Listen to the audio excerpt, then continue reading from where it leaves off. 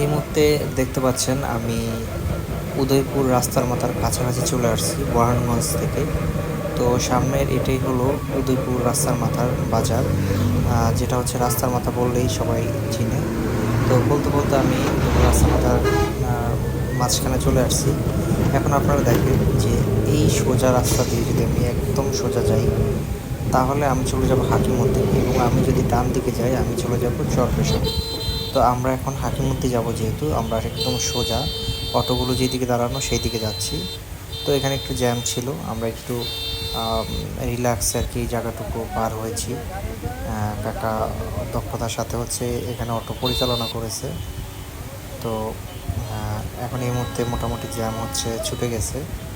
আমি এখন হচ্ছে হাকিমুদ্দিন দিকে আস্তে আস্তে এগোচ্ছি। তো আমাদের অটো বেশ ভালো স্পিড আছে, আপনারা দেখতে পাচ্ছেন। তো বলতে বলতে অলরেডি আমরা হাকিমুদ্দিন বাজারের কাছাকাছি চলে আসছি। তো এটা হলো হাকিমুদ্দিন বাজার, আপনারা দেখতে পাচ্ছেন। এই বাজারের সাথেই লঞ্চ ঘাট। তো আমরা এখন লঞ্চ ঘাটে লঞ্চে উঠবো।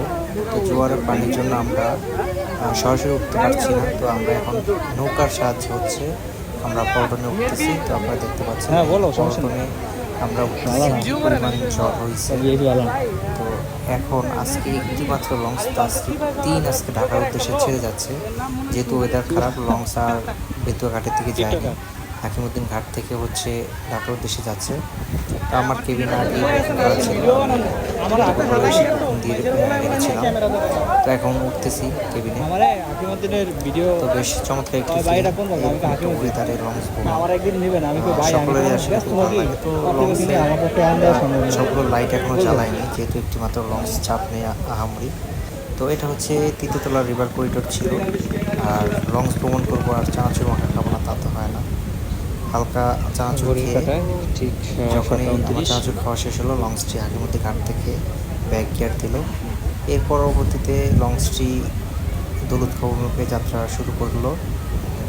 তো বেশ ভালো গতি নিয়ে হচ্ছে লঞ্চটি সামনে এগোচ্ছে, আপনারা দেখতে পাচ্ছেন।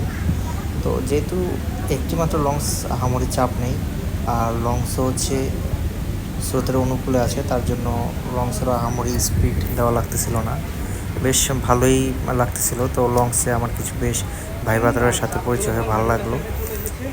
এর মধ্যে বৃষ্টি শুরু হয়ে গেছে, আমরা ততক্ষণে দৌলতখাঁ ঘাটের কাছাকাছি চলে আসছি। তো এই ছিল ভিডিও। থ্যাংক